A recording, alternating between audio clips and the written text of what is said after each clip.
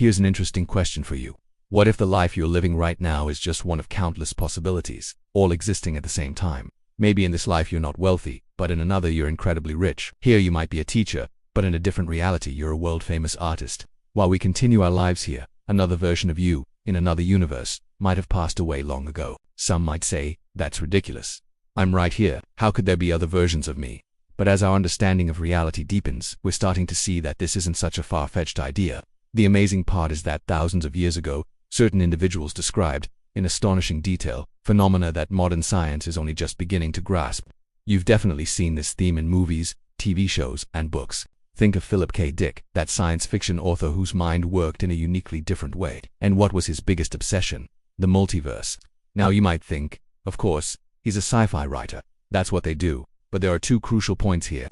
First, Dick claimed he didn't invent these stories. He was just writing down what he had seen. Second, this topic is no longer just science fiction. It's now a concept that science itself is seriously debating. Philip K. Dick's questioning of reality actually began very early in his life. You see, Philip was a twin, but his sibling passed away just 6 weeks after birth. And even if we don't consciously remember something, our subconscious records everything. This loss sparked a persistent question in Philip's mind. Where is my lost twin?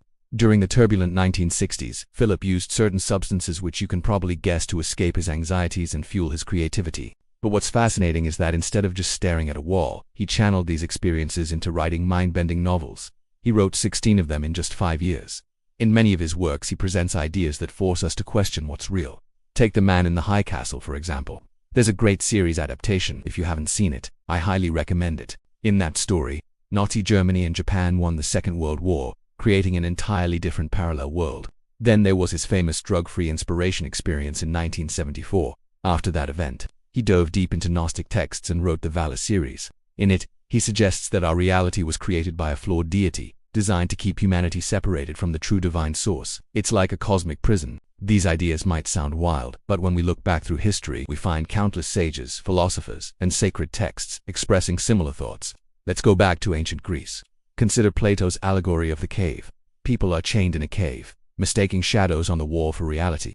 Plato argued that the world we see is just a faint reflection of the true reality. This idea, thousands of years ago, had already raised the question, could our universe be the shadow of a higher reality? Even earlier, there was Anaximander. He sought the origin of the cosmos in the apeiron, an infinite, boundless principle. He proposed that countless universes could emerge from and dissolve back into this apeiron. Doesn't that sound incredibly similar to today's infinite universe theories? We see a similar pattern in Eastern beliefs, layered worlds called lokas, different realms, and the cycle of rebirth. There's the concept of Maya, the idea that the world is fundamentally an illusion. All of these philosophies are essentially saying, what you call reality is just a superficial layer. In Islam, we find the concept of 7 heavens. The mystic Ibn Arabi stated that every moment is a new creation. In Kabbalah, there are the Sephirot or divine eminence, and in the Bhagavad Gita, Krishna tells Arjuna, I shall reveal to you thousands of different forms of myself. All of these, in one way or another, touch on the idea of multiple realities. Now let's turn to science. Quantum physics has completely shattered our classical perception of reality. Particles can be in 2 places at once. They can behave as both a wave and a particle. They can exist in all moments of time simultaneously. Then along came physicist Hugh Everett, who proposed something radical for every quantum possibility. New universes branch off. When you make a measurement or a choice, the universe splits into different branches, each corresponding to a different outcome. This might sound like science fiction, but it's a serious interpretation of quantum physics known as the many worlds interpretation. String theory and M-theory take it even further, arguing for the existence of 10 or 11 dimensions. We only perceive 3 spatial dimensions and 1 of time. The other dimensions are either curled up incredibly small, or our universe exists on a giant membrane, floating parallel to other universes. There's also the bubble universe theory. It suggests that in the rapid expansion after the Big Bang, inflation stopped in certain regions. Wherever it stopped, a new bubble universe formed. Each bubble could even have its own unique physical laws. Then we have cosmologist Max Tegmark, who makes a bold claim. The universe isn't just described by mathematics.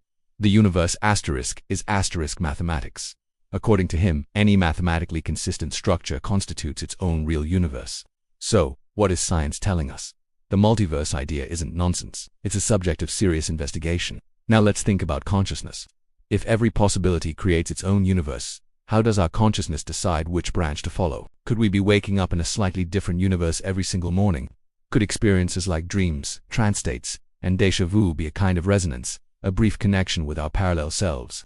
If everything in existence arises from the quantum field, then we are still fundamentally connected to that field. If that's true, could our consciousness jump to a parallel version of ourselves at the moment of death? Is death just a shift in perspective? Let's take it one step further. Dimensions. To a being living in 2 dimensions, a 3-dimensional object would only appear as a flat shadow.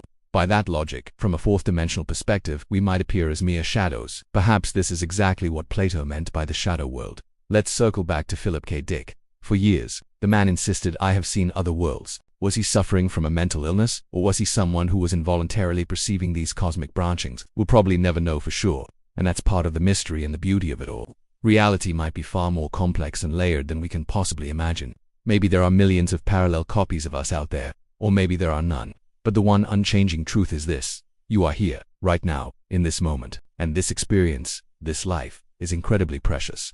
Theories can be debated, and ideas can be explored, but as far as we know, for certain, there is only one of you, living this one life. So whatever happens, savor it. Thank you for watching. If you enjoyed this journey into the nature of reality, don't forget to like, subscribe, and hit that bell icon for more.